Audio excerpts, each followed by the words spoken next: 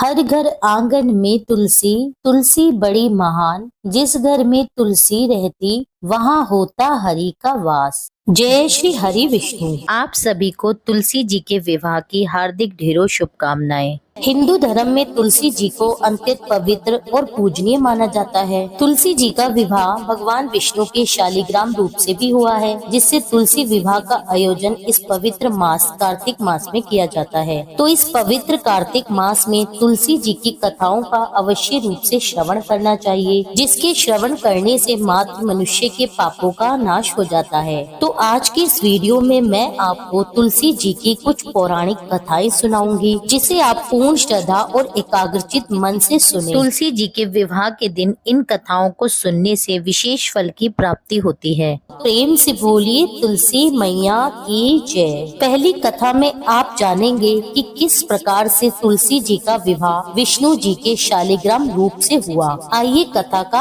आरंभ करते हैं। एक बार भगवान शिव ने अपने तेज को समुद्र में फेंक दिया। उससे अनेक महातेजस्वी बालक का जन्म हुआ। यह बालक आगे चलकर जलंधर के नाम से पराक्रमी दैत्य राजा बना, जिसकी राजधानी का नाम जलंधर नगरी था। दैत्य राज कालनेमी की कन्या वृंदा का विवाह जलंधर से हुआ। जलंधर एक महाराक्षस था। अपनी सत्ता के मद में और शक्ति के मद से चूर उसने माता लक्ष्मी जी को पाने की कामना से युद्ध किया, परंतु समुद्र से ही उत्पन्न होने के कारण माता लक्ष्मी ने उसको अपने भाई के रूप में स्वीकार कर लिया। वहाँ से पराजित होकर वे देवी पार्वती को पाने की इच्छा से कैलाश पर्वत पर गया। भगवान शिव का ही रूप धारण करके माता पार्वती के समीप आ गया, परंतु माता ने अपने योग्य बल से उसे तुरंत ही पहचान लिया और वहाँ से माता अंतर्ध्यान हो गई। देवी पार्वती ने क्रोधित होकर सारा वृतांत भगवान विष्णु को सुनाया। जलंधर की पत्नी वृंदा अत्यंत पतिव्रता स्त्री थी। उसी के पतिव्रता धर्म की शक्ति से जलंधर ना तो मारा जाता और न ही वह पराजित होता था। इसलिए जलंधर का नाश करने के लिए वृंदा के पतिव्रता धर्म को भंग करना बहुत ही आवश्यक था। इसी कारण भगवान विष्णु एक ऋषि का वेश धारण करके वन में जा पहुँचे, जहाँ पर वृंदा अकेली भ्रमण कर रही थी। भगवान विष्णु के साथ दो मायावी राक्षस भी थे, जिन्हें देखकर वृंदा भयभीत हो गई। ऋषि ने वृंदा के सामने क्षण भर में इन दोनों को भस्म कर दिया। उनकी शक्ति देखकर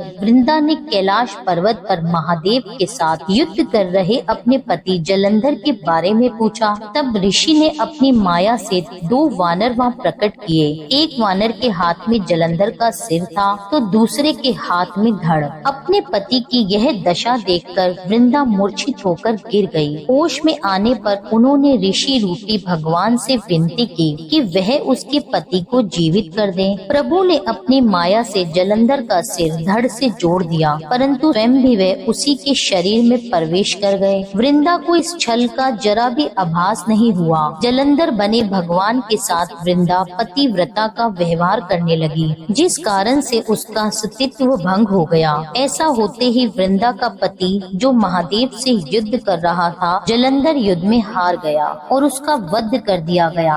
सारी लीला का जब वृंदा को पता चला तो उसने भगवान विष्णु को शिला होने का श्राप दे डाला और स्वयं भी सती हो गई। जहाँ पर वृंदा भस्म हुई वहाँ तुलसी जी का पौधा उगा। भगवान विष्णु ने वृंदा से कहा, हे वृंदा, तुम अपने सतीत्व के कारण मुझे लक्ष्मी जी से भी अधिक प्रिय हो गई हो। अब तुम तुलसी के रूप में सदा मेरे साथ रहोगी। जो भी मनुष्य मेरे शालिग्राम रूप के साथ तुलसी जी का विवाह करेगा, उसे इस लोक और परलोक में विपुल यश की प्राप्ति होगी। जिस घर में तुलसी होती है वहाँ यम के दूत भी असमय में नहीं आ सकते। गंगा नर्मदा के जल में स्नान तथा तुलसी का पूजन एक समान माना जाता है। प्रेम से बोलिए तुलसी मैया की जय। भगवान विष्णु की जय। अब सुनिए तुलसी जी और भगवान कृष्ण की कथा, जिसे कार्तिक मास में सुनने का बहुत विशेष फल प्राप्त होता है। एक मास में सभी औरतें तुलसी जी को जल से सींचती हैं। तो ऐसे ही एक बूढ़ी माई की कथा है, आइए सुनते हैं। बोलिए तुलसी मैया की जय। एक बुढ़िया माई थी जो कार्तिक मास में नियमित रूप से तुलसी जी को सींचने जाया करती थी, और जब वह जाया करती तो तुलसी माता से कहा करती थी कि हे तुलसी माता, सत की दाता, मैं सींचू तेरा बिड़ला, मुझे बहू दे। पीताम्बर की धोती दे, मीठा मीठा ग्रास दे, बैकुंठ में वास दे, चटके की चाल दे, पटक की मोत दे, चंदन का काठ दे, रानी सा राज दे, दाल भात का भोजन दे, 11 के दिन कृष्ण जी का कांधा दे। बुढ़िया की ये बात सुनकर तुलसी माता धीरे धीरे सूखने लगी। तुलसी जी के इस प्रकार सूखने से भगवान श्री कृष्ण ने उनसे पूछा कि हे तुलसी। तब तुलसी जी कहने लगी, बस मेरे मन की बात मत पूछो। तब भगवान श्री कृष्ण ने कहा, मैं नहीं पूछूंगा तो कौन पूछेगा।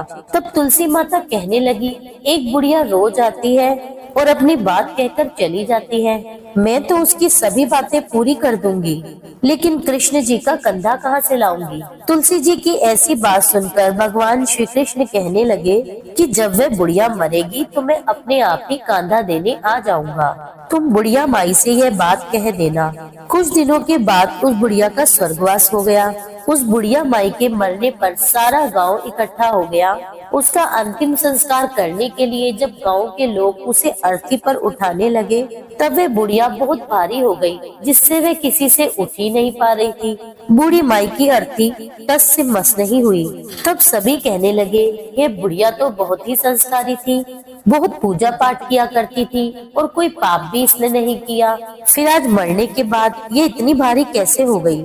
बूढ़े ब्राह्मण के वेश में भगवान श्री कृष्ण वहाँ पर आए और कहने लगे, अरे ये भीड़ कैसी है। तब गांव के लोग कहने लगे कि एक बूढ़ी माई मर गई है और उसने इतने पाप किए थे कि आज उसकी अर्थी भी नहीं उठ पा रही, वे तो बहुत भारी हो गई है। तब भगवान श्री कृष्ण कहने लगे, अरे भाइयों, जरा मुझे इस बूढ़ी माई के कान में कुछ कहने दो, फिर ये बूढ़ी माई की अर्थी उठ जाएगी। भगवान श्री कृष्ण बूढ़ी माई के पास गए और उसके कान में कहने लगे कि माई तू अपने मन की कर ले, पीताम्बर की धोती ले, मीठा ग्रास ले, बैकुंठ में वास ले, चटक की चाल ले, चंदन का काठ ले, झालर की झंकार ले, दाल भात का जीवन ले। भगवान की बातें सुनकर बुढ़िया तो हल्की हो गई। भगवान कृष्ण अब उसे अपने कंधे पर ले गए। इस प्रकार से बूढ़ी माई को मुक्ति मिल गई और वह भगवान विष्णु के धाम वैकुंठ लोक को चली गई। हे तुलसी माता, जैसे आपने उस बूढ़ी माई के सत की लाज रखी, जैसे आपने उसके विश्वास की लाज रखी, वैसे ही इस कथा को कहने, सुनने और हुंकारा भरने वाले सभी अपने भक्तों की लाज रखना। प्रेम से बोलिए तुलसी मैया की जय, भगवान श्री कृष्ण की जय। अब सुनिए तुलसी माता और भाभी ननंद की कहानी। एक समय की बात है, एक परिवार में ननंद और भाभी साथ साथ रहा करती थी। ननंद का विवाह अभी नहीं हुआ था। वे तुलसी जी के पौधे की खूब सेवा और पूजा किया करती थी। नियम से तुलसी पे दीपदान और तुलसी माता को सींचती थी, लेकिन उसकी भाभी को उसका पूजा पाठ करना बिल्कुल भी पसंद नहीं था। जब कभी भी उसकी भाभी को बहुत अधिक क्रोध आता, तब वह अपनी ननंद को ताना देते हुए कहती कि जब तुम्हारा विवाह होगा तो मैं इस तुलसी के पौधे को ही बारातियों को खाने को दे दूंगी और तुम्हारे दहेज में भी तुलसी ही दूंगी। तुम जब देखो तुलसी की ही सेवा करती रहती हो। कुछ समय बीत जाने पर ननंद का विवाह तय हो गया। विवाह के समय भाभी ने अपने कहे अनुसार बारातियों के सामने वे तुलसी का पौधा तोड़ दिया, जिसकी सेवा उसकी ननंद किया करती थी, और सभी से तुलसी के पत्तों को खाने के लिए कहा। तुलसी जी की कृपा से वह फूटा हुआ गमला कई सारे स्वादिष्ट व्यंजनों में बदल गया। भाभी ने गहनों के स्थान पर तुलसी की मंजरी से बने हुए गहने अपनी ननंद को दिए। देखते ही देखते तुलसी माता जी की कृपा से मंजरी से बने हुए वह गहने सुंदर सोने जवाहरात हीरों में बदल गए। इतना ही नहीं, भाभी ने क्रोध के मारे वस्त्रों के स्थान पर तुलसी का जनेऊ रख दिया और जनेऊ भी रेशमी और सुंदर वस्त्रों में बदल गया। अब ननंद जब विदा होकर अपने ससुराल पहुंची, तब ससुराल में उसके दहेज की बहुत प्रशंसा हुई। यह बात भाभी के कानों तक भी पहुंची। उसको बहुत आश्चर्य हुआ। तब उसने सोचा कि उसने तो ननंद के कपड़े गहने तक तुलसी जी के ही रखे थे, तुलसी की मंजरी रखी थी। यह सब जानकर भाभी को बहुत आश्चर्य हुआ। अब उसे तुलसी जी की पूजा का महत्व समझ में आ गया। भाभी की भी एक लड़की थी। तब वह अपनी बेटी से कहने लगी कि बेटी, तुम भी तुलसी की सेवा किया करो।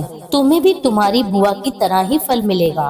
वह जबरदस्ती अपनी बेटी से तुलसी की सेवा करने को कहा करती, लेकिन लड़की का मन तो तुलसी की सेवा में लगता ही नहीं था। धीरे धीरे समय बीतता गया। अब भाभी की लड़की बड़ी हो गई। अब उसके भी विवाह का समय आ गया। तब भाभी सोचने लगी कि जैसा व्यवहार मैंने अपनी ननद के साथ किया था, वैसा ही व्यवहार मैं अपनी बेटी के विवाह में उसके साथ भी करूंगी। तब यह भी गहनों से लद जाएगी और बारातियों को भी खाने में तरह तरह के पकवान मिलेंगे और आगे ससुराल में भी इसे बहुत मान सम्मान मिलेगा। यही सोचकर भाभी बारातियों के सामने तुलसी का गमला फोड़ देती है, परंतु इस बार गमले की मिट्टी केवल मिट्टी ही रहती है। मंजरी और पत्ते भी अपने ही रूप में रहते हैं। जनेऊ ने भी अपना रूप नहीं बदला। और जब भाभी ने सभी बारातियों को खाने में तुलसी के पत्ते दिए तो सभी लोग भाभी की बुराई करने लगे। भाभी ने लालच में आकर अपनी बेटी के दहेज में भी तुलसी के पत्ते, मंजरी आदि रख दी। जब बेटी यह दहेज लेकर ससुराल पहुंची तो उसका ससुराल में अपमान हुआ। भाभी क्रोध के मारे कभी भी अपनी ननद को अपने घर नहीं बुलाती थी।